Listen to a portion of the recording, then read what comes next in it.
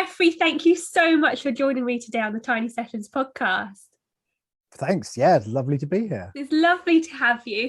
For anyone who hasn't heard of you or doesn't know about your space, could you tell us a little bit about you and your background? Oh, okay. Me. So I'm a builder by trade.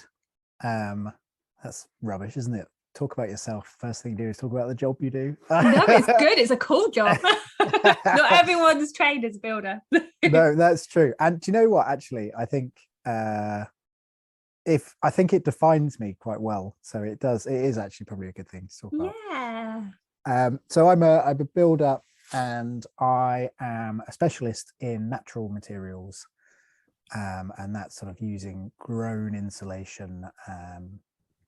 Very often it's crops or trees, cork, all sorts of things like that to create really high performance, non-toxic homes.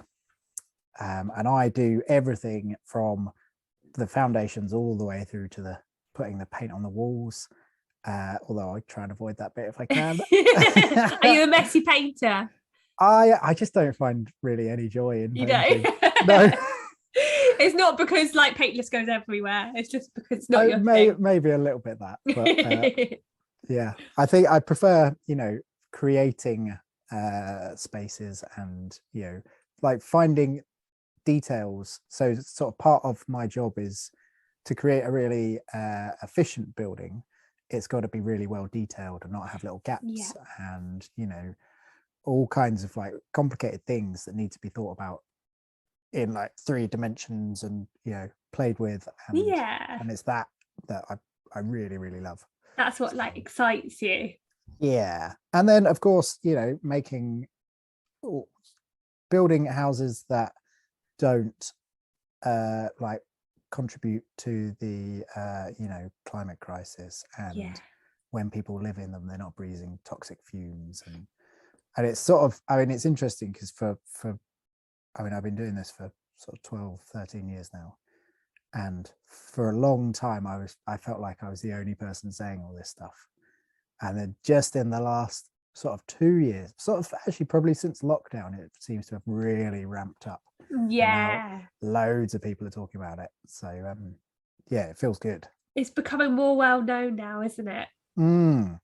Yeah. Like you say, more people are talking about it. So it's becoming a bit more of a norm, and people are becoming more interested and more intrigued. So then they're asking more questions about it. Yep. And I'm becoming more employable. Yeah, exactly. That's what you want. That's what you want. Can you talk us through the layout of your space? Yeah, totally. So it's a tiny house. So it is 6.6 meters by 2.4 meters. And then it is internally, it's 3.5 meters tall. Cool. So you've got the main space here, which will have a little sofa on this side, and desk sort of behind. And then to the right hand side here, we've got the kitchen, and then a little tiny bathroom that I just framed in yesterday. Lovely. I was very pleased with that. And that's actually got a little tiny little bath in it. You've got a bath in there. Yeah. That's amazing. It's like, to call it a bath, it's a very... Is it like a little tub? It's like a bucket. It's like a really big bucket. But yeah, like it's got a little seat in there, and I got it, and the first thing I did was jump in it. I was like, where will the water come up to? And I can just get my shoulders under. Oh, that's so lovely. So yeah, that's a luxury, isn't it? Definitely. I love that. I love that you've incorporated that into your build. That is amazing. Well, I realized last night, so I just I framed in the walls of the bathroom yesterday, and then I stood in there and I was like, wow, it's a small space. I've got there's a toilet and there's a bath. That's just about it. Oh, I love it. So it's a real sort of minimal thing. I love that. That's so good. But you still got your bath in there.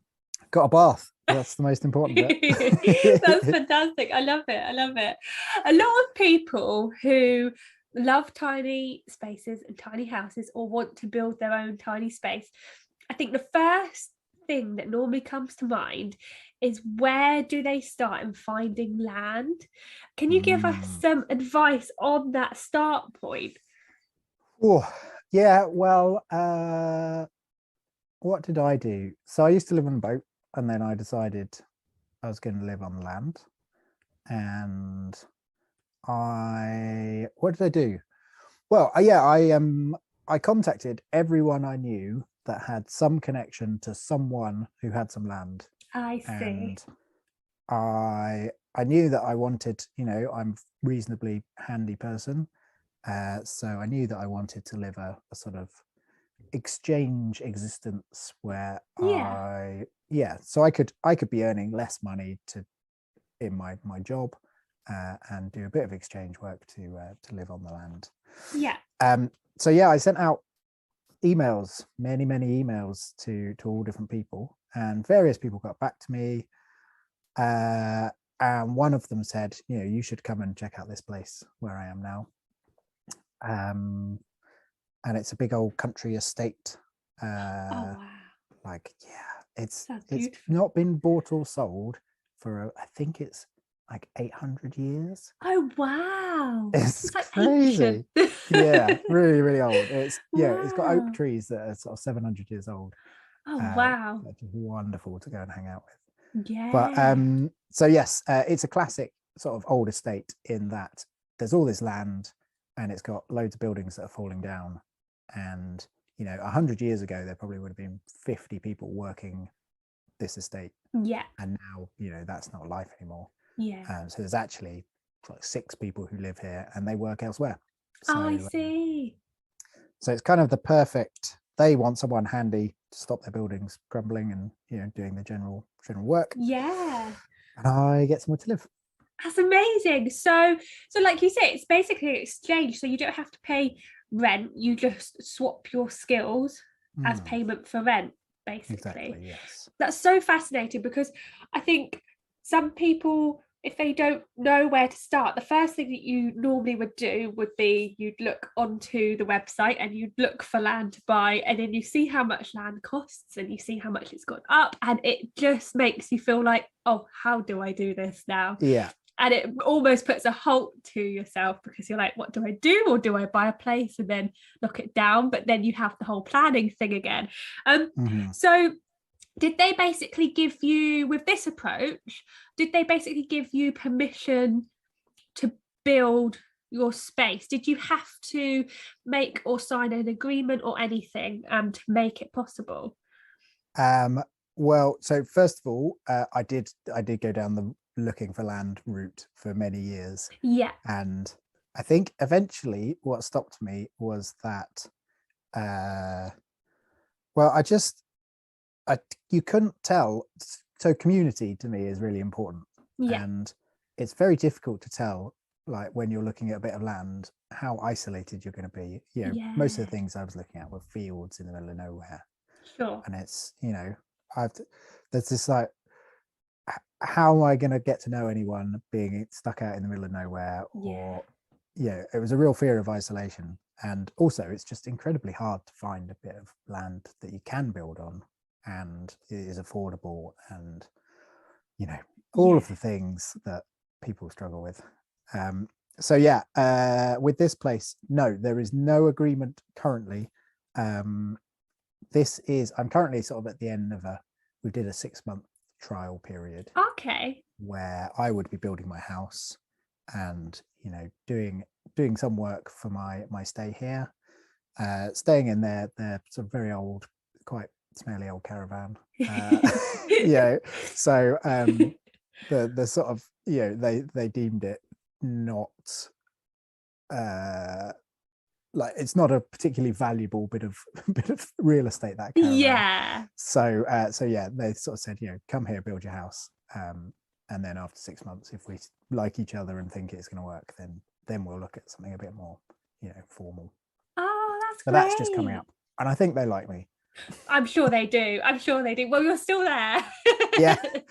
they're probably very, very grateful to have someone who can do the work with such a standard as well. So it's hard to find as well, that skill, and get it done properly as well. So I'm sure they do like you.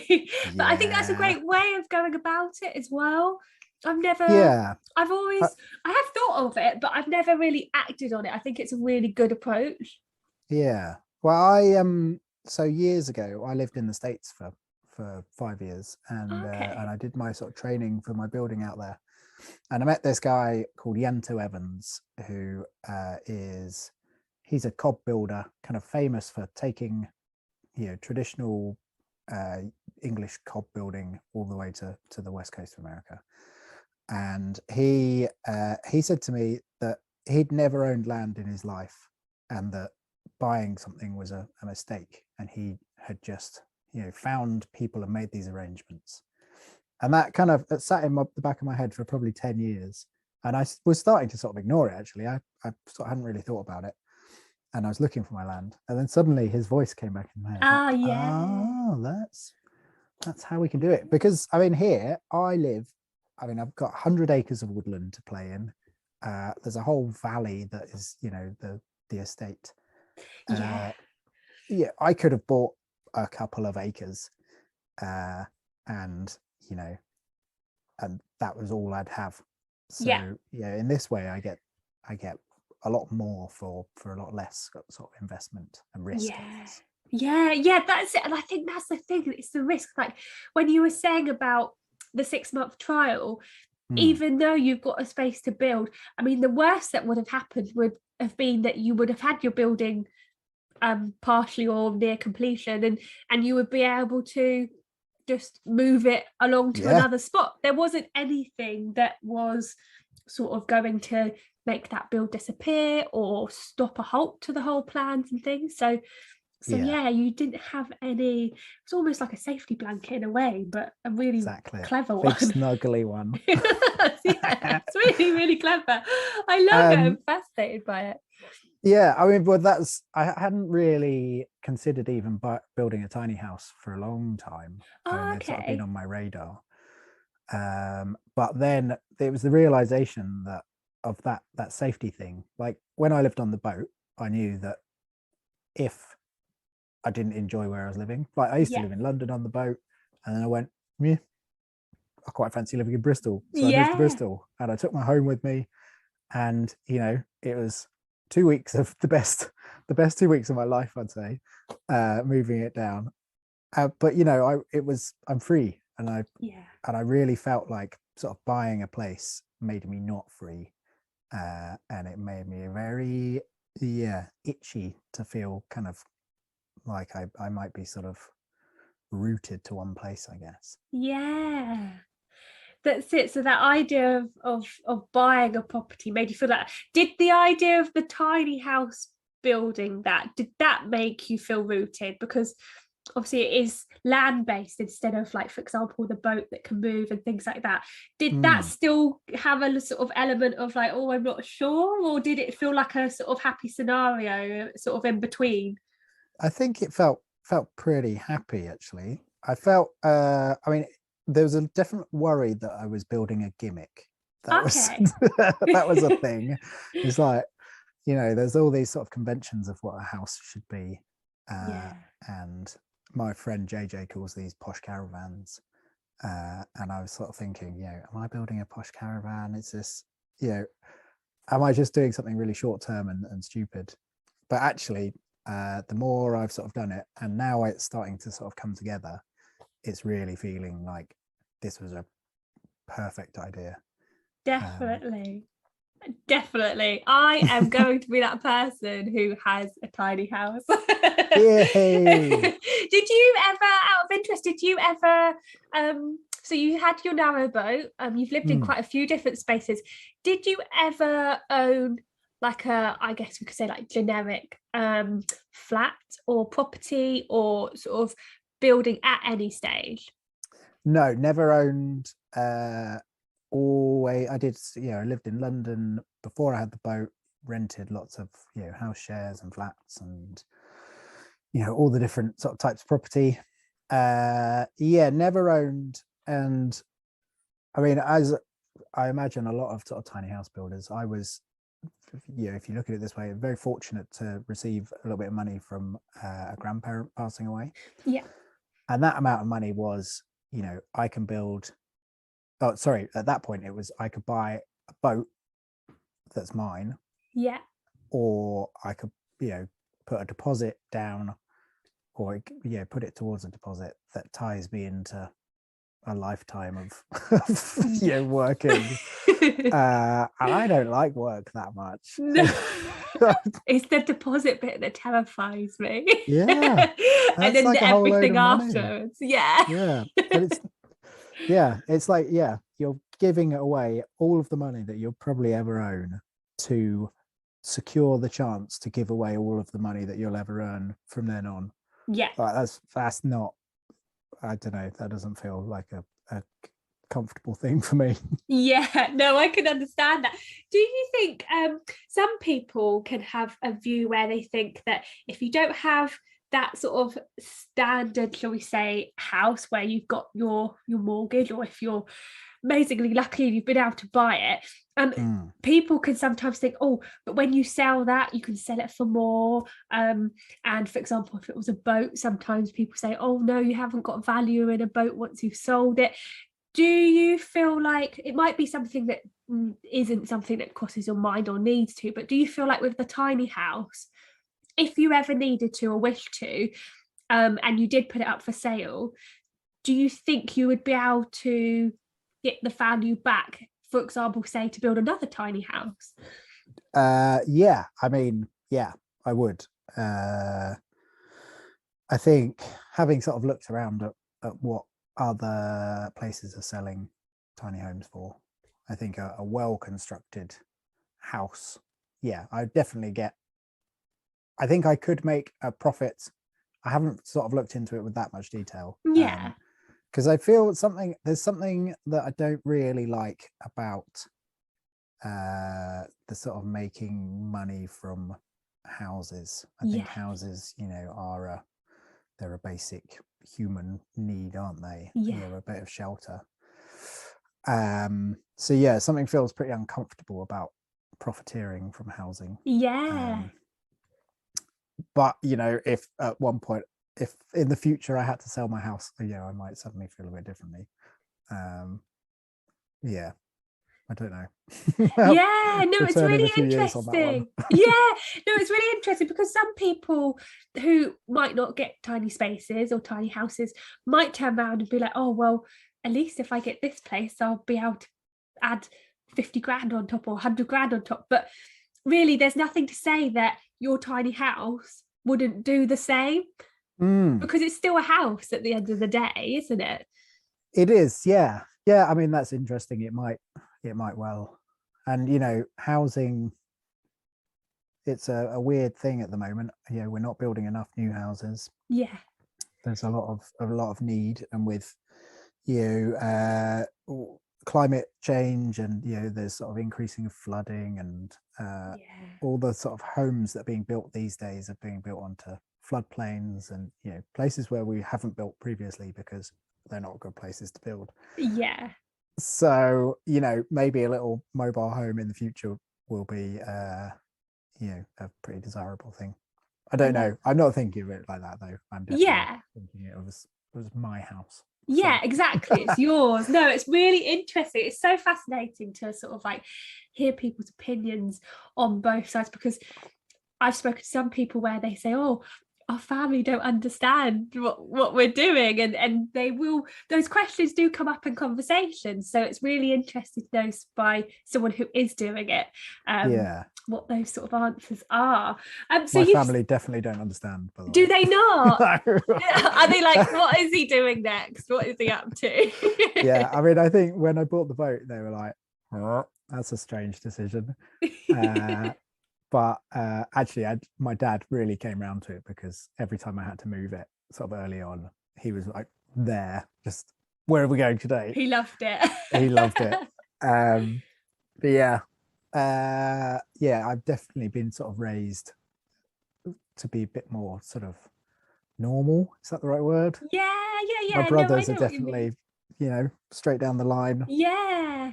Bought a house, Yeah. renovated it, extended it, did all Yeah. the things that I think you're supposed to do. Yeah. Yeah. But yeah, I think it's quite fun to be the black sheep, though. Definitely. Less pressure. Yeah. That's it. And you just have to go with what you enjoy doing, really. Exactly. It's your life and your way of living, and at the end of the day, all those questions that come up there just because everyone cares about you as well, and they're getting you to think about everything in all different angles. So yeah, no, it's really exciting. You've said about your job and your career how it has a huge focus on using sustainable materials, and I know that has been put into your tiny house build as well.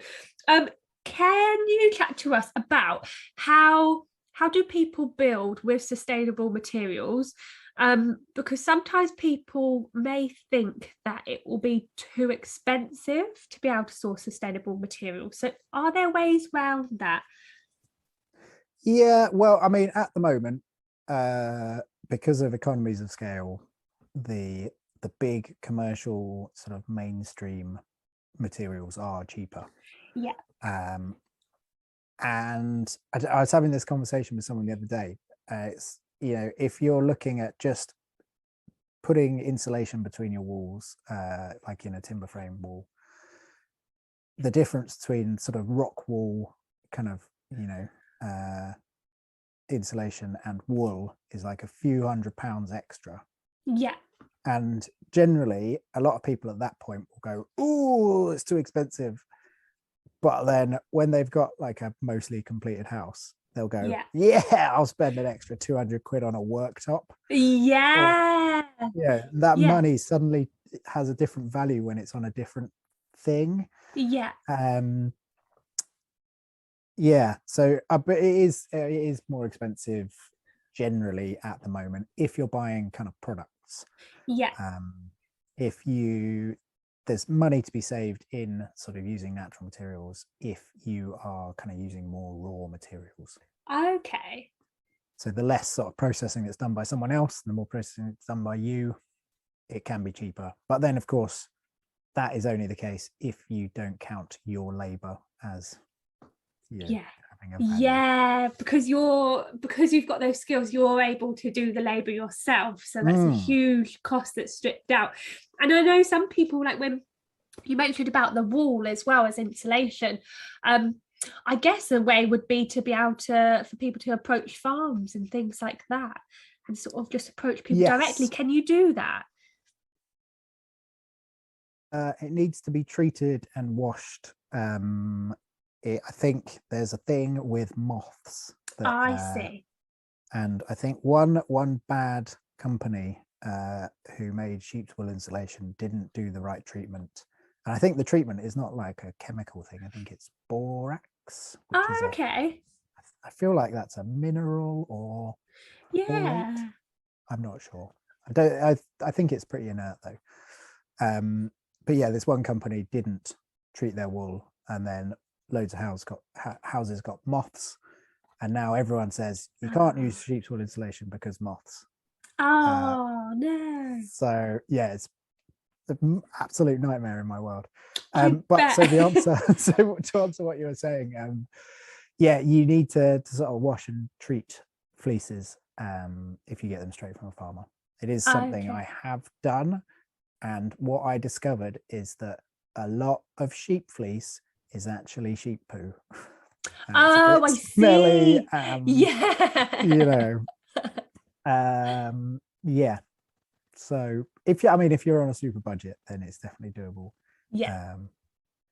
But I'd probably prefer to support the other people making it. Yeah, definitely. Have you got sheep's wool in your insulation?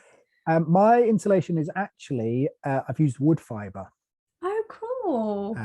Which is so it's leftover, or it's the byproduct of all the sort of wood milling and processing. Because it's something like when you get a tree and you start chopping it up into different sized bits of wood. Something like 40% of it is waste. Oh wow, so it's all sort of the shavings that have come off. The shavings and the Oh, bits that don't quite work, and there's split bits on the end, and so this insulation is made by scooping up all of those bits, kind of mincing them down, and then with heat and pressure they're sort of squashed into a well, it just looks like a roll of insulation. Oh, I see. Oh, that's amazing. Yeah. What is it called again, if people wanted to sort of search for that? Wood fiber.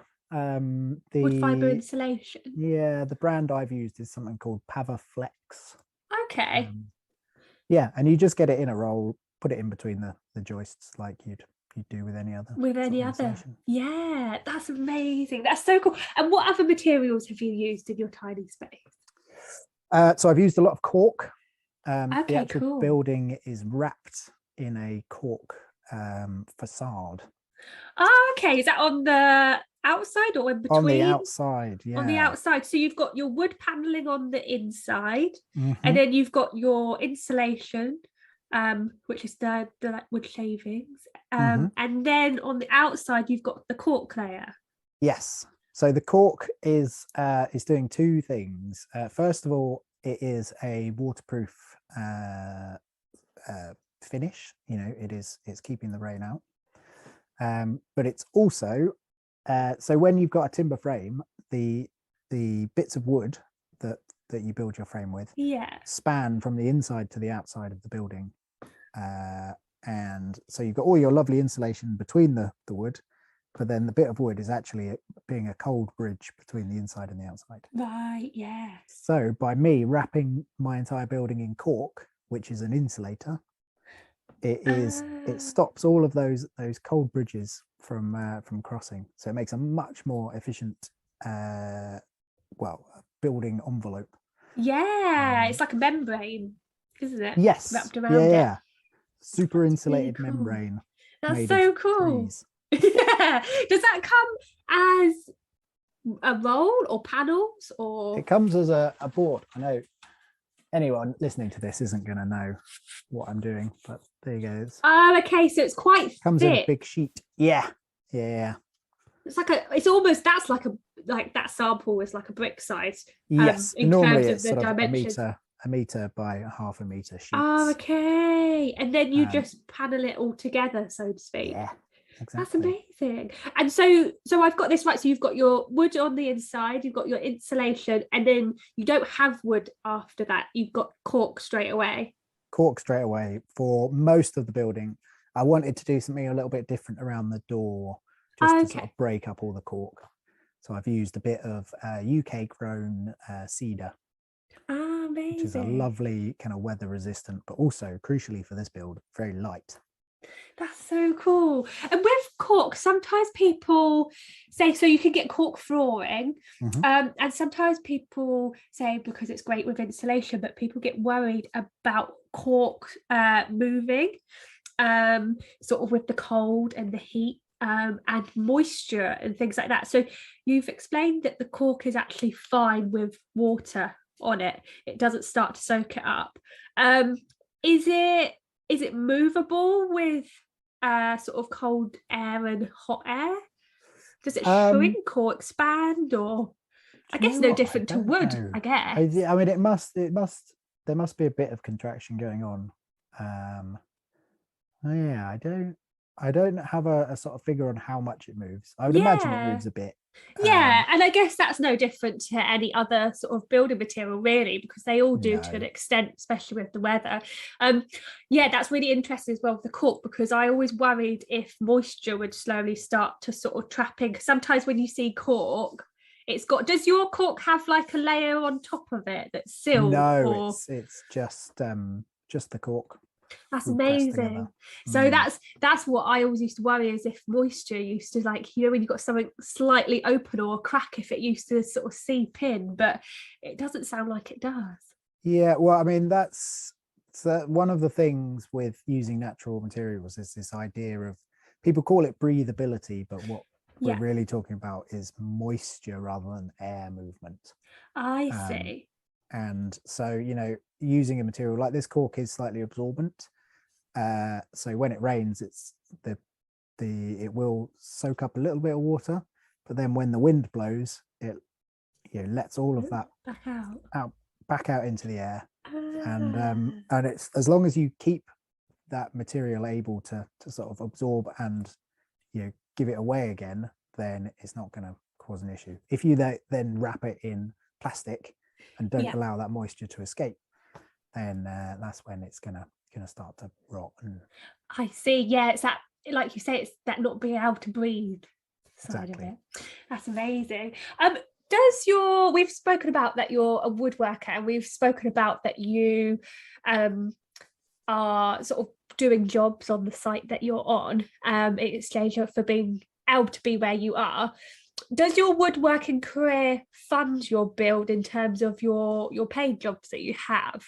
Is that what is funding the build? I know that you said you've had savings, and did you sell the boat? Was it the boat? Well, I sold. So I lived on the boat for 6 years and did it up. So when I sold that, pretty much the funds from the boat were the amount of money I was going to spend on the house. Amazing. So I've been doing work on the side to keep fed. Yeah. Yes, but mostly just trying to sort of concentrate on building. That's amazing. And I hope you don't mind me asking, but in terms of having a budget for a tiny house, I guess it's that thing of how long is this piece of string in terms of how someone wants to build their space and what they want to have. But for yourself, and the way that you've done it with the sustainable materials and things like that, is there an approximate budget of what a person could aim for in terms of savings to be able to accomplish something like this? I mean, it depends a lot on your focus. If you're trying to build it as cheaply as possible, then you could go and you could find windows, you could find bits and pieces, you could buy a second-hand trailer. I really was focused on making it really efficient. So I spent quite a lot of money on very high-end windows, because there wasn't much point in putting all this insulation in and then having it all goes out. Exactly. Yeah. So yeah, I think, I mean, the trailer on its own was £4,000. Okay. You can find a sort of second-hand similar sized one on eBay probably for more like 1,000. So Yeah. So did you get yours brand new? I got mine brand new. I figured I was going to invest in sort of something that was going to last a long time. And I'm not I'm sure sort of the eBay ones would be as well, but I'm trying to buy a new van at the moment, and it's just a nightmare of how do you know what's underneath exactly and inside? Yeah. So yeah, I thought I'm going to sidestep that and all of the future worry, because I've got this thing like at 3 a.m. when you wake up and suddenly you're going through every bad decision you've ever made in your life. And I was like, do I want this trailer to be one of those things? Like, no, I'm just it's probably worth the extra couple of grand just to sleep better. Definitely. Definitely. Where did you look for your trailer when you were sort of trailer hunting with new trailers? So there's a company called, what are they called, Tiny House Trailers or something. Okay. I think they might have actually changed their name now. I think they're now HMD Trailers. Okay. Yeah. And you've been really pleased with it? Loved it. Yeah. It's really well made. It's designed for tiny houses, so it's sized perfectly. It's it's got the right type of suspension. Oh, amazing. And I feel very comfortable and satisfied. Good. That's so good. With your build so far, what hurdles have you had in the building? I think with any build, there's always something that comes up. What hurdles have you had, and how have you sort of got around them?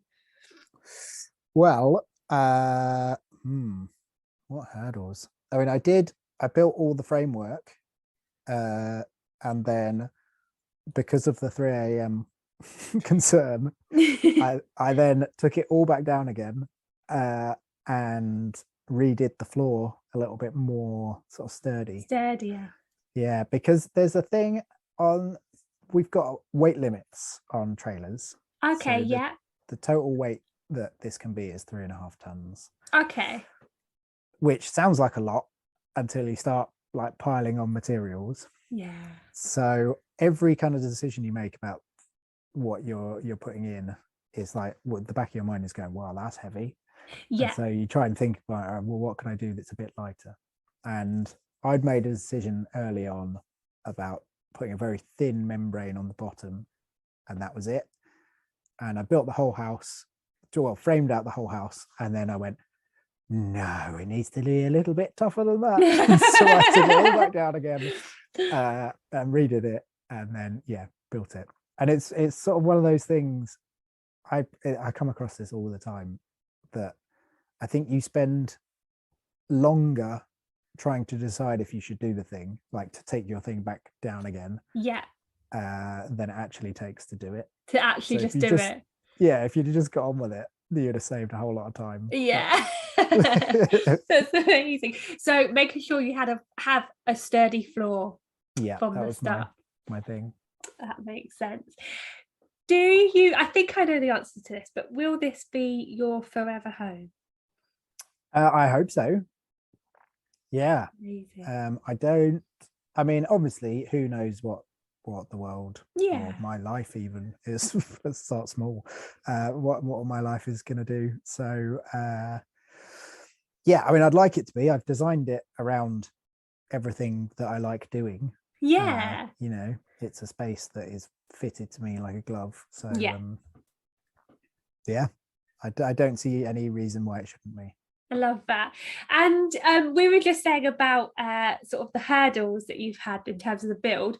Is there anything that you would change of your build that you've done so far? What would I change? Sometimes when people go, oh, if I started all over again, I would do this, because you learn bits as you go along. I mean, you've built lots of different spaces, so it might be that you already knew what worked and didn't work.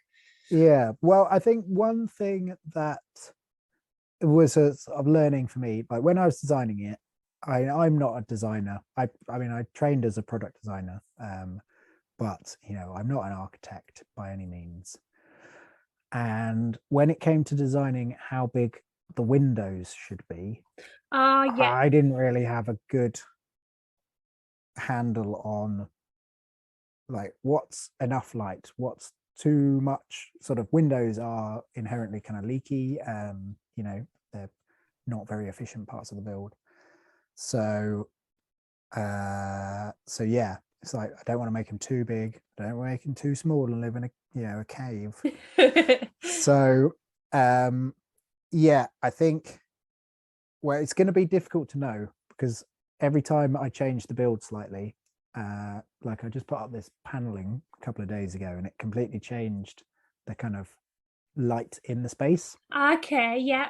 And so I flip one day, I'll do one thing one day and go like, oh, it's really dark. What have I done? And then I'll put another material on and go like, oh, actually it's fine. It's okay. Stop fretting. So the windows is one thing that I'm sort of not concerned. It's my maybe sort of sticking point that I would have done a bit differently. Maybe made them a bit bigger. Made them a little bit bigger. Maybe, yeah. I think one of the things, one thing I did so much to prepare for this. I've got a podcast about sustainable building. Yeah. And one thing that I did was I just kind of tailored my episodes to going to talk to people that have built tiny houses. Oh, amazing. So you get all the research. Yeah, exactly. I love that. It was brilliant. And like even now I just spoke to an interior designer who's like a specialist in sustainability. It's like, I wonder why it is that I'm thinking about interior design and finishes at this point in my build. It's brilliant. It feeds into everything. Yeah, exactly. I can't remember why I was talking about that now, but You were saying about the possibility of having bigger windows, and you were saying about how like yes, putting the up the prep I've done. paneling has made it lighter again, but other things, sometimes different stages, it's felt like worried. You felt worried that it's going to be dark. Yeah. So one thing that I did in my prep was to make a scale model. And this is one of the things that one of my podcast guests told me to do. Make a scale model and cut out the windows the size you think they're going to be, and then just place that model kind of in the sunlight and sort of see how it's going to feel at sort of sunset, and what's it going to look like in the middle of the day, and kind of poke your camera in there of your phone and take some photos. And like, so I got photos where I'm like, this is me sat on the sofa. and I increased the windows a little bit then because I felt like it was a bit dark. But what I didn't take into consideration was that quite a lot of a window when you buy it is frame. Yes. Which isn't glass. That's so true. So yeah, I was kind of tricked by my own model that I sort of, I just cut the openings. I didn't cut for the actual glass. Yeah, no, I understand that. So it's almost, when you do your model, you almost need to add like a centimetre extra. Exactly. And like think that would be your frame.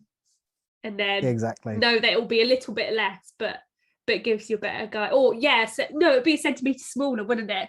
So it's just a bit smaller than what you think, and it will give you a guide. That's a great way of working out how the light's going to go, though, because even just the positioning of windows can do so many different things in terms of aspect of light and things like that. Yeah, so that's a great it definitely tip. caused me to move. Like there was a couple of windows that moved because of it. Like the window on that far end was previously sort of on a sidewall, and it and then you just changing it, it completely changed it. It felt like a bit of a sort of dark space, and then moving that window just by 90 degrees like totally opened it up. I guess it's bringing the light, because you've got it at that sort of far end, it's bringing the light through. Yes. Whereas when it's on the side, I only guess that it comes through and bounces on the opposite side of the wall. But when you've got it at an end of a building, it comes and guides down. So it's got longer to go. So maybe that's why it then makes it feel more lighter and open.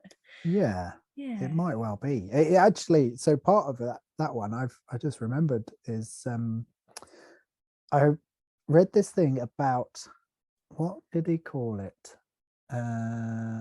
Ayurvedic architecture. Okay. Which is there's this sort of rule in I guess where would that be? Sort of Indian culture maybe, but it's sort of that you should have the rooms in your house organized sort of around the sun. So you have your kitchen in the east, so that you get that morning sun while you're making your breakfast and having a cup of tea. And then your living space should have the sun from the west, so that when you're relaxing in the evening, you get the evening sun. That's so clever. And so yeah, part of moving that window was getting more light, but also to get better kind of at the right times. Yeah, and it's going to make me more in tune with the seasons and the circadian rhythms. Yeah, definitely. That's really fascinating. It's so interesting. I love that. I never even knew that. I always like to ask my community to invite them to ask you a question. The question that they've chosen is, why is it that you chose to go land-based after being on your narrowboat?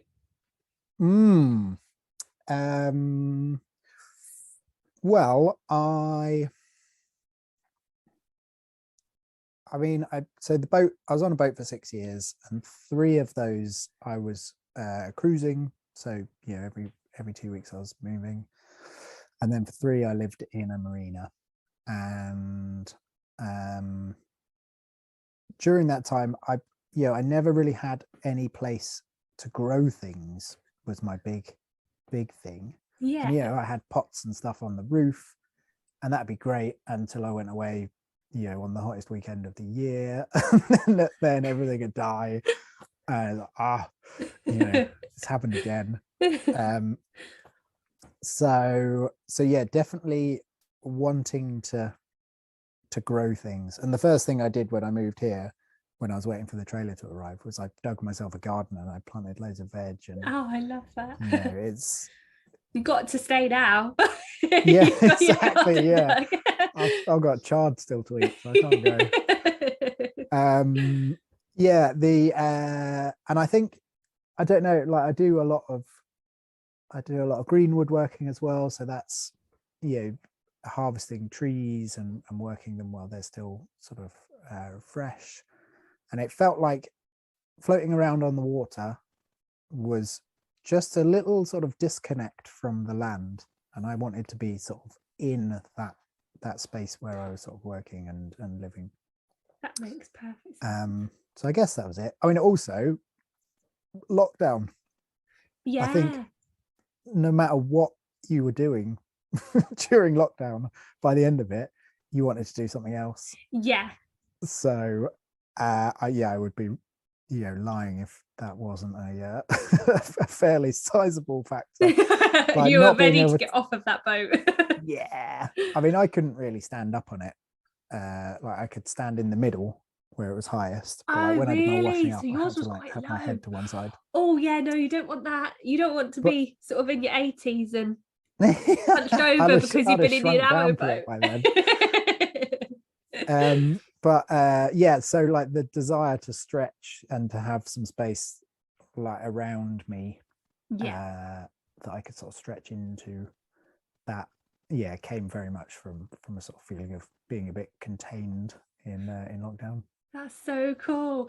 And I'm just sitting here and looking at sort of your space that you've built so far around you, and there's something that sort of popped into my head, which is, did you look for inspiration to be able to get the idea of how you wanted your home, your tiny house to look? To look, or to how I sort of design the sort of space, do you mean? Yeah, so I guess both really, because whenever I see a tiny space, they all look so different, but the way that you've designed it as well is very different to other people. So had you seen spaces of other people's where you were like, oh, I like that bit and that bit? Or yes, so a friend of mine had built a tiny house, and I went to see hers, and sort of quite early on, before I was really even considering it, she had a very similar layout to this, and doors in a slightly different position, and I sort of saw that, and it sort of sat in the back of my head. And then when I actually decided I was going to build my tiny house, I tried absolutely every combination of putting, I thought about all the things I wanted the space to do, and what it needed to be to fit me. And then I drew it out on square paper, and I moved everything around. And then I tried to come up with like random scenarios, like what if the bathroom and the kitchen weren't together. And so I'd like try all the different combinations that made that work. And I spent weeks doing that, trying to just sort of refresh my mind and not be influenced by anything else. Yeah.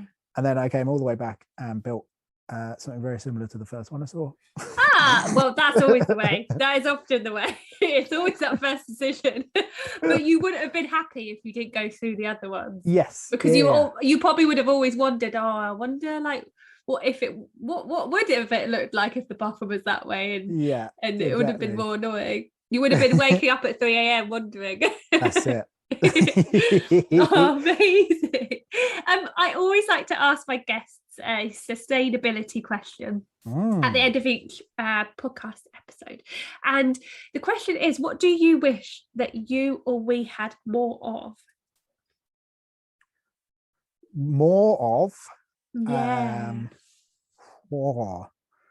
I don't know, having more of things generally isn't sustainable, is it? Well, sustainability wise, so is there something that is sustainable that you wish that we had more of in society? So for example, it might be a sustainable product that's out there, that you feel is really working, you wish that was more accessible, or there might be something that's not sustainable at the moment and you wish we had that? Well, I mean, I think it's a lot for me about building products. And if you go into any sort of builder's merchant, there's so much sort of plastic and that foam insulation that's pretty toxic. And as I said, it is changing, but I've been sort of an outsider, and people look at me strange when I tell them what I want to do. I want to put wood fiber in this. What? I want to wrap it in cork. What?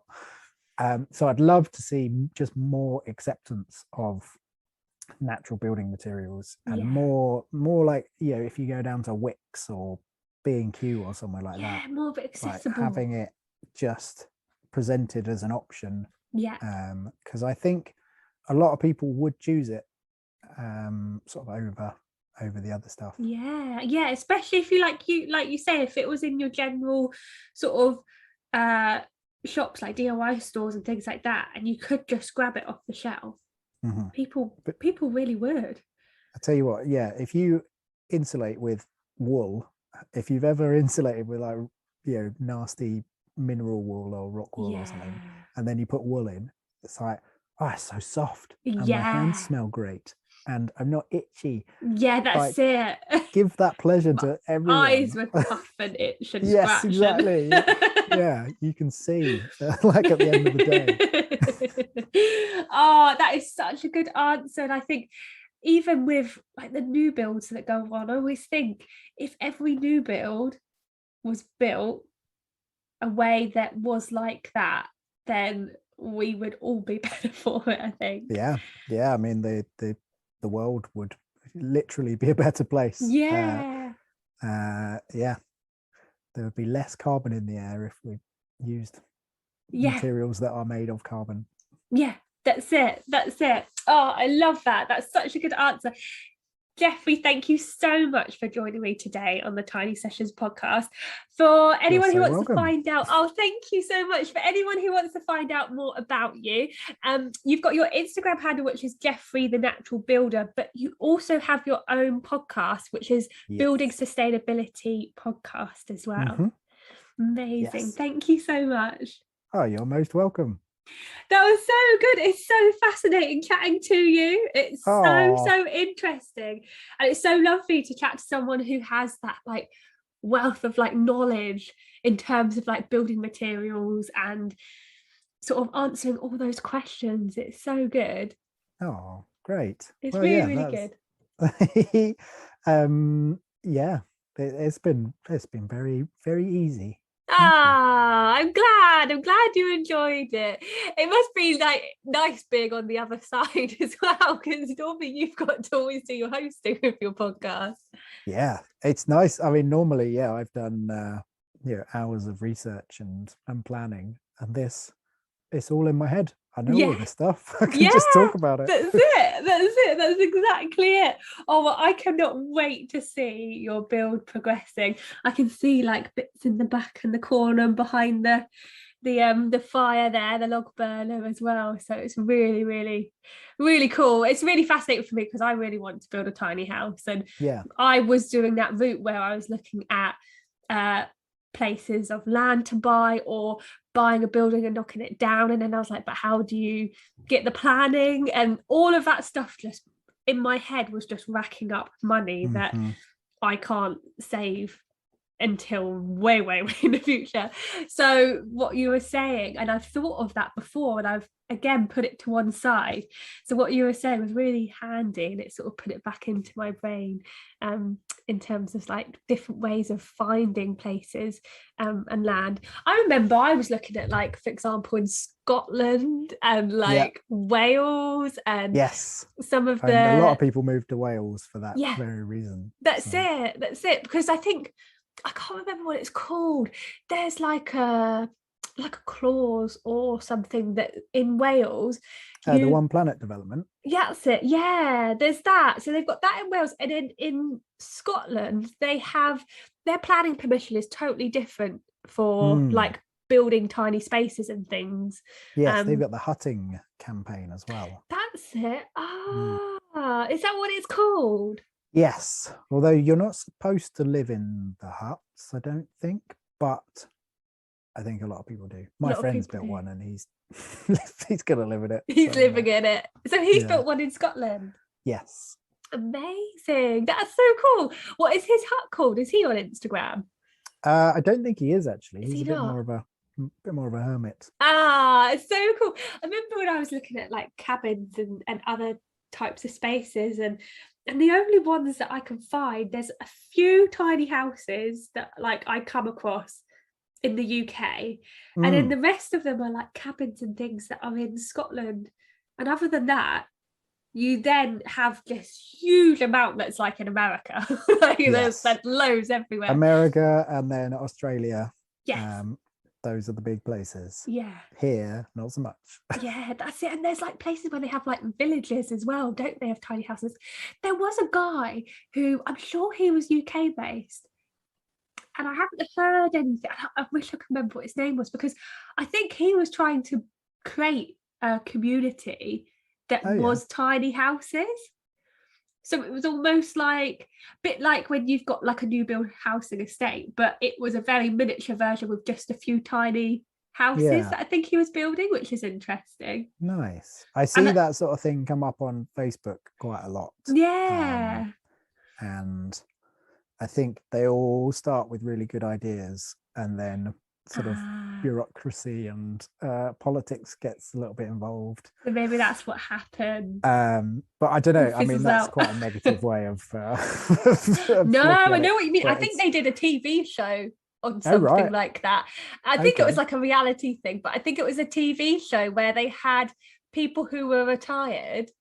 They put them into this, like, I guess you call it like a little village, but they were more tiny spaces, but they all got to build their own space. Okay. And that was interesting. And like one of the neighbours was, say, like a skilled builder. So he was then helping one of the ones who was slightly more elderly, and he was helping her. And that was quite interesting how they did that. Nice. Was this in the UK? I think it was. In the UK. I'll have to try and find it. I think it was in the UK, or unless it wasn't in the UK and it was elsewhere. It wouldn't surprise me if it was elsewhere, actually. But I'm sure they were English. Because they did a few more stuff. I'll try and find it. Sometimes they do. They've definitely done a few more things since lockdown, and I think that has helped with the whole alternative spaces and things like that. People have sort of become a bit more into it, especially with the whole thing of like traveling around and cabins and holidays, and it all sort of feeds into it as well. Not being able to leave the UK has made all the people like with a bit of land go, I should just build a little cabin. If people can't leave, they should come here. That's it.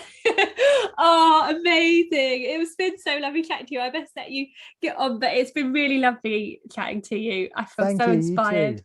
Oh, good. Well, if you have any questions or need anything, then let me know. Will do. Thank you so much. You take care. All right, cheers. Bye.